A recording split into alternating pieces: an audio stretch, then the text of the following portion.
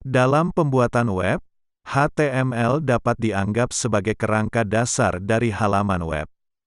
HTML menyediakan alat mentah yang diperlukan untuk menyusun konten di situs web. Ini adalah keterampilan dasar untuk setiap orang yang ingin menjadi web developer. HTML merupakan titik awal bagi siapa saja yang ingin mempelajari cara membuat dan mengembangkan situs web.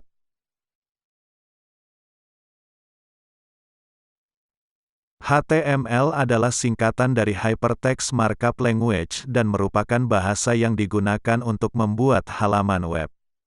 Hypertext mengacu pada cara sebuah halaman web yang menghubungkan satu halaman web ke halaman web lainnya. Dengan demikian, tautan yang tersedia di halaman web disebut sebagai hypertext. Sedangkan markup language atau bahasa markup adalah bahasa komputer yang digunakan untuk menerapkan konvensi tata letak dan pemformatan ke dokumen teks. Bahasa markup membuat teks lebih dinamis dan interaktif. Itu dapat mengubah teks menjadi gambar, tabel, tautan, dan lain-lain.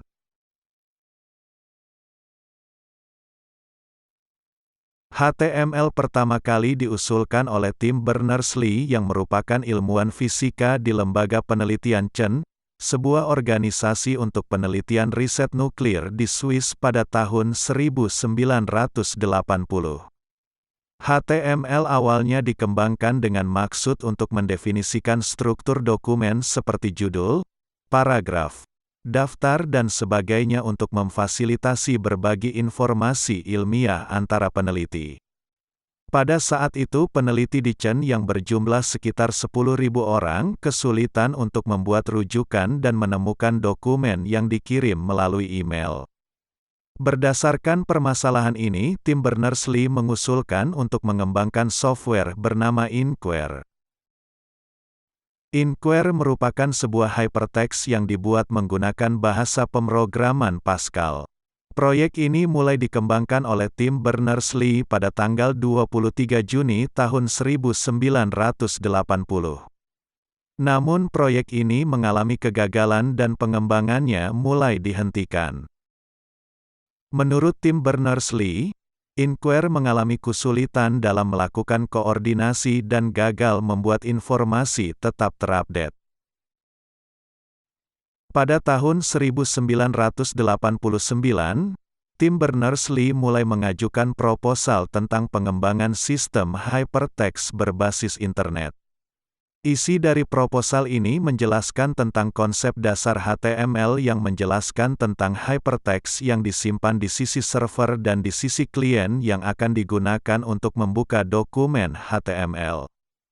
Proposal ini juga menjelaskan konsep hyperlink yang akan digunakan untuk menghubungkan dokumen satu dengan dokumen lainnya. Pada tahun 1991,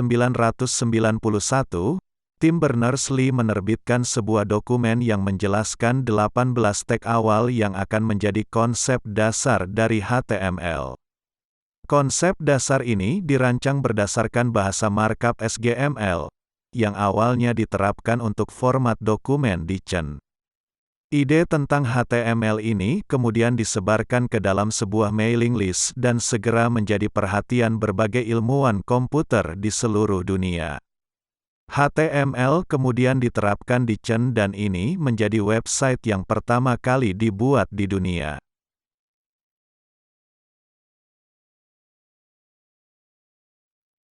Untuk menjalankan sebuah file HTML diperlukan sebuah program bernama web browser. Tim Berners-Lee kemudian mengembangkan web browsernya sendiri bernama World Wide Web yang kemudian berganti nama menjadi Nexus. Melihat perkembangan HTML yang semakin pesat membuat web browser lainnya mulai bermunculan, seperti Link, Mosaic, Arena dan sebagainya. Belum adanya standarisasi aturan penulisan HTML membuat masing-masing web browser menulis versi HTML-nya sendiri. Karena permasalahan ini Tim Berners-Lee mulai mengajukan proposal yang berjudul HTML versi 1.0 yang direncanakan menjadi standar penulisan HTML. Proposal ini nantinya akan diserahkan kepada Badan Standarisasi IEFT. IEFT sendiri merupakan badan standar internasional yang menangani arsitektur internet. Pada saat itu, tim Berners-Lee mengalami kesulitan dalam mengembangkan draft HTML versi 1.0 dan melewati tenggat waktu yang diberikan. Karena gagal memenuhi tenggat waktu yang diberikan, HTML versi 1.0 gagal menjadi standar resmi dalam pembuatan HTML. Kegagalan HTML versi 1.0 membuat IEFT membentuk sebuah organisasi bernama HTML Working Group pada tahun 1994. HTML Working Group ditugaskan untuk menyempurnakan draft HTML sebelumnya yang diusulkan oleh tim Berners-Lee. Dokumen awal untuk HTML 2.0 dirilis oleh Dan Connolly pada April tahun 1994. Draft ini kemudian diperbaiki oleh Karen Muldrow dan dirilis pada Juli tahun 1994. Pada Februari tahun 1995, draft HTML 2.0 lebih disempurnakan dengan rencana untuk dirilis sebagai RFC. Pada tanggal 22 September tahun 1995, akhirnya draft HTML 2.0 disetujui sebagai standar HTML pertama yang disahkan oleh IEFT. HTML 2.0 memiliki spesifikasi yang didasarkan pada draft HTML 1.0 dengan penambahan beberapa fitur baru yang telah banyak digunakan pada web browser saat itu. Pada tahun yang sama, tim Berners-Lee membentuk World Wide Web Consortium yang memiliki misi untuk mempopulerkan penggunaan HTML. World Wide Web Consortium dan HTML Working Group merupakan dua organisasi yang terpisah dan sama-sama menangani standar HTML. Perkembangan HTML yang semakin pesat mengakibatkan perang di antara web browser. Pada saat itu, Netscape dan Internet Explorer bersaing sangat ketat untuk merebut pasar saat itu. Masing-masing pihak merilis berbagai fitur untuk membuat web browser mereka semenarik mungkin. Persaingan yang semakin ketat membuat munculnya berbagai tag HTML non-standar yang mengakibatkan para programmer kesulitan untuk mengembangkan web. Hal ini dikarenakan programmer harus membuat dua kode untuk setiap web browser. Sebab sebuah tag yang bisa dibaca di Netscape, belum tentu bisa dibaca juga di Internet Explorer dan begitu juga sebaliknya. Maka dari itu standar HTML 2.0 perlu mengalami perubahan. Saat HTML sedang dalam pergolakan upaya standarisasi, diskusi tentang format HTML adalah topik hangat di berbagai komunitas teknologi. Dave Raggett membuat dokumen diskusi awal untuk bahasa markup yang disebut HTML+ pada akhir 1993. HTML+ dirancang untuk menjadi sebuah superset dari HTML dan memungkinkan rollover bertahap dari format sebelumnya. Namun HTML+ tidak pernah menjadi kenyataan. Sebaliknya itu berkembang menjadi HTML3 yang dianggap sebagai penerus dari HTML2. HTML3 menyediakan banyak kemampuan tambahan di atas HTML2 seperti tabel, aliran teks di sekitar gambar dan tampilan elemen matematika yang kompleks. Meskipun kompatibel dengan HTML2, perbedaan antara HTML2 dan HTML3 begitu besar sehingga standarisasi dan penerapan seluruh browser saat itu terbukti berat. Nasib dari HTML3 pun sama seperti HTML1 yang gagal menjadi standar baru. Meskipun draft HTML3 gagal menjadi standar baru, itu tetap memiliki efek mendalam pada praktik di browser saat ini. Beberapa konsep proposal yang lebih stabil bertahan selama periode percobaan dan disertakan dalam versi HTML selanjutnya. Kegagalan dari HTML3 membuat organisasi HTML Working Group bubar pada tahun 1996. Perkembangan dari HTML kemudian dilanjutkan oleh organisasi World Wide Web Consortium sepenuhnya. Organisasi yang didirikan Tim Berners-Lee ini mencoba memperbaiki kembali draft HTML3. Baik sebelum dan sesudah matinya draft HTML3, pembuatan elemen dan atribut baru telah berkembang sangat pesat di beberapa browser. World Wide Web Consortium kemudian memutuskan untuk membentuk editorial review board untuk mempertimbangkan banyak ekstensi yang dibuat ke HTML untuk dimasukkan secara resmi ke dalam spesifikasi baru. Dewan ini berkomitmen untuk menciptakan seperangkat spesifikasi HTML yang komprehensif yang mengintegrasikan karya baru ini ke dalam badan resmi bahasa HTML. Pada tanggal 5 Mei tahun 1996 diadakan konferensi World Wide Web di Paris, Prancis yang mengumumkan tentang HTML 3.2 yang diberi nama kode Wilbur. HTML 3.2 merupakan penggabungan fitur HTML2, serangkaian fitur dari HTML3 dan ditambah dengan ekstensi tertentu yang dibuat oleh beberapa vendor browser. Pada tanggal 14 Januari tahun 1997 HTML 3.2 resmi menjadi standar HTML baru. Pada versi ini World Wide Web Consortium sendiri yang meresmikan standar HTML terbaru bukan melalui organisasi IEFT. Saat HTML 3.2 dalam tahap penyelesaian, HTML versi selanjutnya sudah ada di depan mata. Pada tahun 1996 sebuah data type definition HTML versi uji coba muncul di situs resmi World Wide Web Consortium. Kode ini bernama Cougar yang berisi fitur dari HTML 3.2 ditambah dengan beberapa fitur baru. Banyak kemampuan yang telah didiskusikan dan dikembangkan untuk dimasukkan ke dalam versi uji coba ini. Versi uji coba ini awalnya menggunakan versi HTML 3.5 yang kemudian ditarik kembali. Pada bulan Juli tahun 1997, draft HTML4 pertama dirilis ke publik. Versi baru HTML ini pada dasarnya adalah bentuk yang lebih matang dan resmi dari kode Cougar yang diterbitkan bersama dengan dokumentasi yang ekstensif. HTML4 kemudian direkomendasikan pada bulan Desember tahun 1997 dan menjadi standar resmi pada bulan April tahun 1998. Seiring dengan fitur baru asli yang ditemukan di Cougar datang banyak perbaikan yang sudah lama dibutuhkan seperti pengenalan sintak untuk frame yang umum digunakan dan penekanan pada pembuatan bahasa yang dapat diakses oleh penyandang cacat. HTML4 juga merupakan versi pertama yang menggunakan Unicode sebagai set karakter dasar, memungkinkan jutaan karakter ditampilkan. Pada versi ini, dilakukan penyempurnaan penulisan teks, mendukung CSS secara penuh dan menambahkan fitur multimedia. Setahun kemudian pada bulan Desember tahun 1999 dilakukan perbaikan error pada HTML4 dan kemudian HTML versi baru dirilis yakni HTML4.1.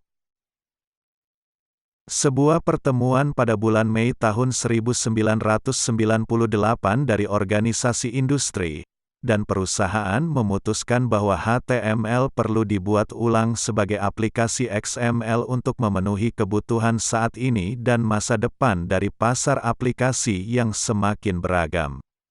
Untuk itu World Wide Web Consortium membuat rekomendasi XHTML1 yang pada dasarnya merupakan recasting dari HTML4 ke sintak XML. HTML dikembangkan berdasarkan bahasa markup SGML. Namun XHTML mencoba keluar dari SGML dan mengadopsi bahasa markup yang lebih ketat aturan, yakni XML. XML memang berasal dari kelompok bahasa markup yang penulisannya menggunakan tag dan memiliki aturan yang lebih ketat. Pada XML seluruh tag harus ditulis dalam huruf kecil, wajib ditutup, dan setiap nilai atribut harus diapit dengan tanda petik. Setelah 10 tahun lamanya sejak HTML5 dirilis akhirnya pada tahun 2008 HTML5 diluncurkan. Namun di awal kemunculannya, HTML5 belum bisa diterapkan. Pada tahun itu, kita masih menikmati video player di dalam web menggunakan Flash Player. Sejak direkomendasikan oleh World Wide Web Consortium pada tahun 2014, Flash Player pun mulai ditinggalkan dan digantikan dengan media player bawaan HTML5. Selain tag video player, HTML5 juga membawa tag baru dan API yang lebih canggih dari versi sebelumnya. HTML5 menjadi versi HTML yang digunakan pada masa sekarang.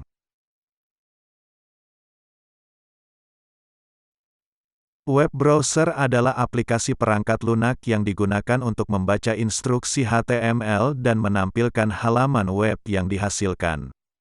Ini adalah perangkat lunak yang berfungsi penuh untuk dapat menafsirkan dan menampilkan halaman web HTML, aplikasi, JavaScript, Ajax dan konten lain yang dihosting di server web. HTML bertanggung jawab untuk memberitahu browser web bagaimana teks dan objek lain dalam dokumen web akan muncul. Hypertext Transfer Protocol mendefinisikan bagaimana browser harus meminta halaman web dan bagaimana server web harus menanggapi permintaan tersebut.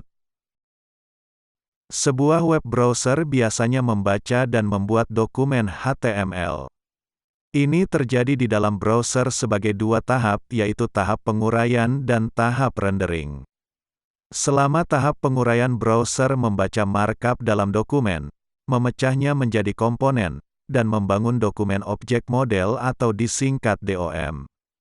Ketika pohon DOM telah dibuat, dan setiap lembar style CSS telah dimuat dan diuraikan, browser memulai tahap rendering. Setiap simpul di pohon DOM akan dirender dan ditampilkan di browser. Web browser pertama ditemukan pada tahun 1990 oleh Tim Berners-Lee. Itu disebut World Wide Web dan kemudian berganti nama menjadi Nexus. Setelah itu, Mosaic browser populer pertama di dunia yang diinovasi oleh Marc Andreessen pada tahun 1993, yang membuat sistem World Wide Web mudah digunakan dan lebih mudah diakses oleh orang kebanyakan. Selama bertahun-tahun banyak browser lain dikembangkan, tetapi Internet Explorer, Firefox dan Google Chrome terus mendominasi pasar saat ini. Semua aktivitas web dimulai di sisi klien saat pengguna memulai browsernya. Setiap browser membuat HTML sedikit berbeda seperti menangani JavaScript, multimedia, dan add-in HTML lainnya secara berbeda. Browser web dibuat khusus untuk tujuan membaca instruksi HTML dan menampilkan halaman web yang dihasilkan. Jadi ketika kita bekerja dengan HTML, kita perlu menguji halaman HTML kita di sebanyak mungkin browser yang berbeda.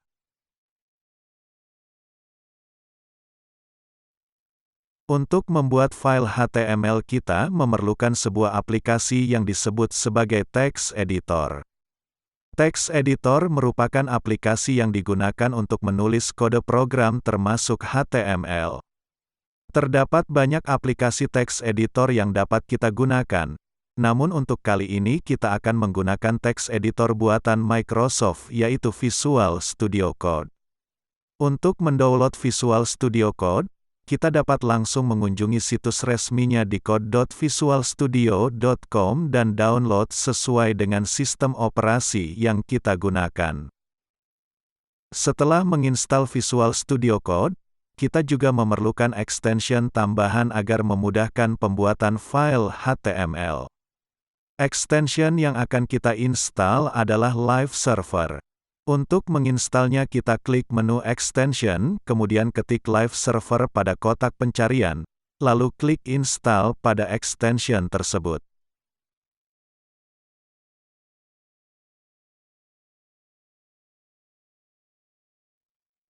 Untuk membuat file HTML, buka aplikasi Visual Studio kita. Kemudian klik menu File dan klik New File untuk membuat file baru. Lalu klik Select a Language. Kemudian ketik HTML pada kotak pencarian dan pilih HTML. Pada aplikasi text editor ketik kode berikut. Penjelasan kode akan dijelaskan pada bab selanjutnya. Kemudian kita klik File dan klik Save untuk menyimpan kode yang akan kita buat. Untuk memudahkan mengikuti tutorial berikutnya, kita buat folder HTML untuk menyimpan semua file HTML yang akan kita buat. Kemudian simpan file HTML kita dengan nama latihan 1 dengan ekstensi .html. Setiap halaman HTML harus diakhiri dengan ekstensi .html. Kita mungkin juga akan menemukan beberapa halaman juga memiliki ekstensi .htm. Ekstensi ini digunakan untuk mendukung Windows versi lama yang masih menggunakan ekstensi 3 huruf di belakang sebuah file.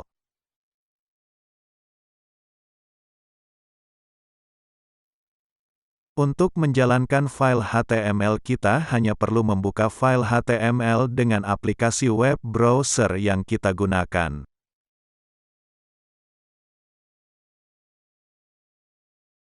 Kita juga bisa membuka file HTML melalui aplikasi Visual Studio dengan tambahan extension Live Server yang sudah kita install.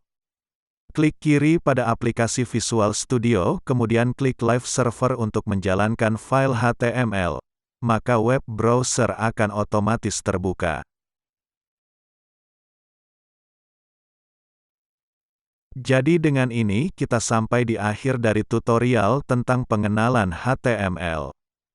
Jika kalian memiliki pemikiran untuk dibagikan, silakan tulis di kolom komentar. Nantikan lebih banyak video tutorial berikutnya.